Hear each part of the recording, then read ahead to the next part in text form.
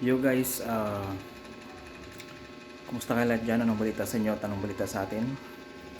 Kanina nga pala ay napunta nga pala ako ng monumento kasi may sinadya ako doon sa agency na in-applyan ko.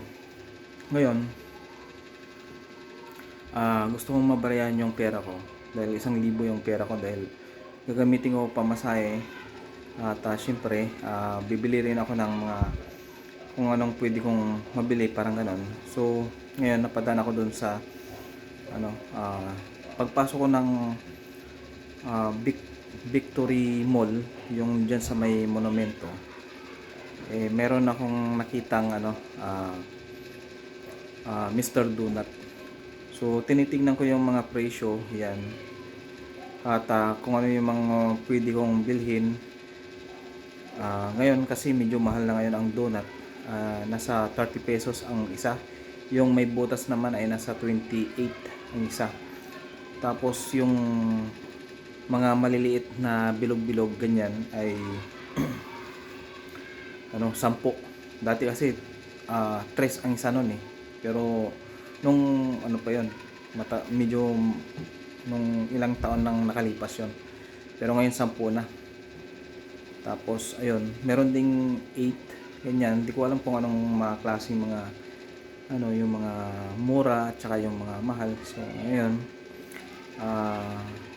habang nag-aantay ako, habang tinitingnan ko yung mga paninda ng Mr. Donut, ay may mga nauna sa aking bumili, parang sumingit ba.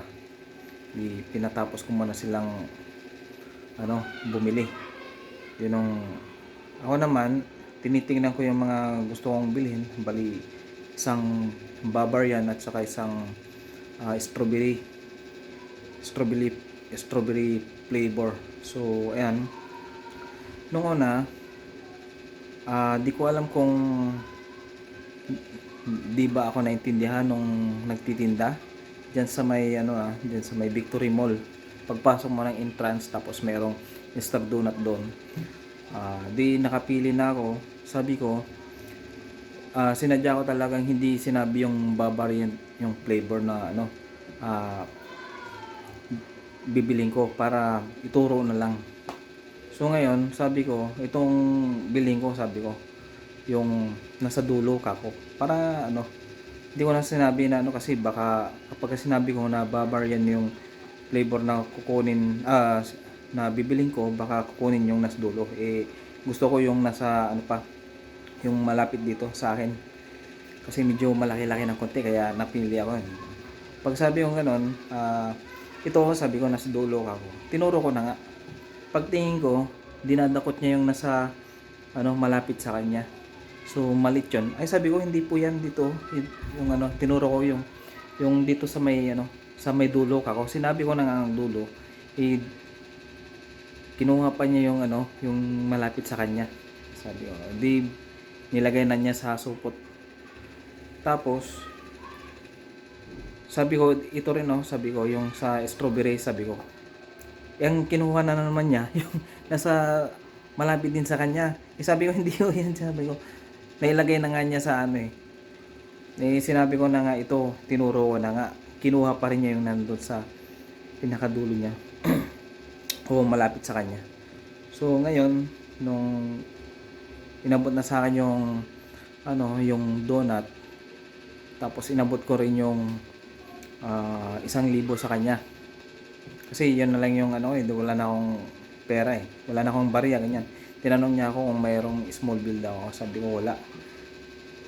Di ngayon kinuha niya, tapos binuksan yung niya, yung kaha niya, tapos bibilang. Tapos nung tinanong niya ako kung mayroon daw akong 10. Bali ang nakuha ko ay 60 pesos dahil 2.30. Di hiningan niya ako ng 10 piso para 50, kumbaga 950 na lang daw yung bibigay sa akin. Di naganap ako. Meron akong coins na 10 piso, inabot ko sa kanya. Tapos pag abot niya sa akin, ito 950 sabi sa akin. Di inabot niya sa akin. Di pag abot niya sa akin, binilang ko. meron yung ano, ano ba yun?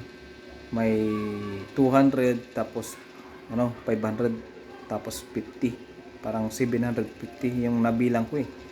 Hindi pa ako nakalayo eh. Nakatalikod lang ako. Tinignan ko, 750. Sabi. Inulit-ulit ko pang ano, bilangin. Baka ano, nagkamali yata. Sabi ko, kaya akong nagkamali. Inulit-ulit ko, talagang 750 talaga yung inabot sa akin. So ngayon sabi ko, ay sir, kulang po yung ano, sukli. Sabi ko, 750 lang po ito. Sabi ko sa kanya.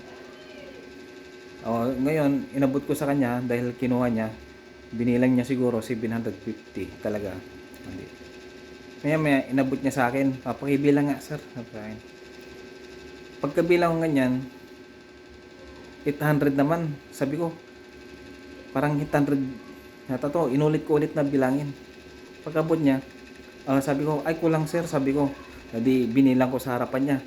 Binilang ko talagang 850, ano, 800, 200, tapos 300. Sabi ko hanggang sa naging 850. Sabi ko, 850 lang po sir. Sabi ko ganyan.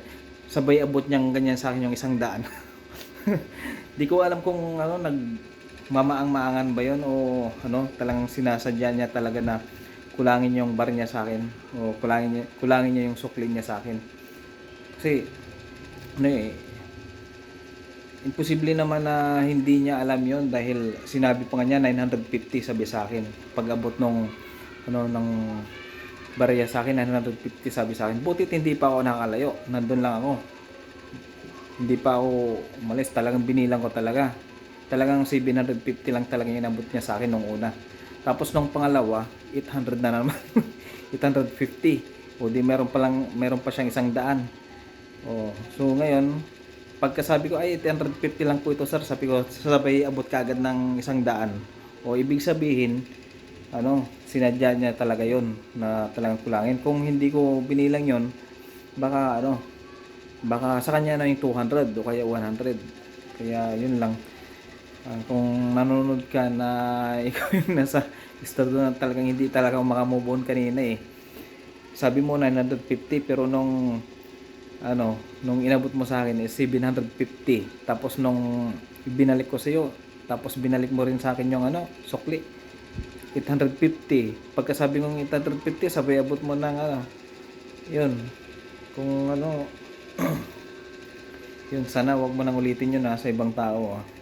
Kasi ano, dahil alam mo naman yung sukli, di ba? Sinabi mo nga 950 pero ang inabot mo sa akin 800 o 850 o 700 nung una tapos 800.